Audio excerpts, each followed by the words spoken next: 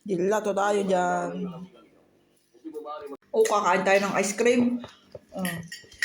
Pistachio. Pistachio. Basta. Isang bulaklak sa'yo. Ikaw, anak. Gusto mo din? Okay. Ako din. Dahil ako naglilihi. Ako daw ay buntis, sabi ni Mister. Gaslaw. Kayo kain tayo, Mister. Sarap to pistachio. Favorite ni Mister. Favorite ko din. Hindi ako sa pizza.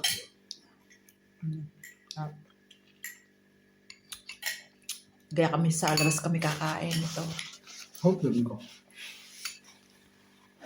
Siyempre, ice cream init. Golden trip po. May ice cream kang malamig. Matanunggok kayo. Lamig daw natural. Malamig. Ay, sabi ko, init. Kaya naman na.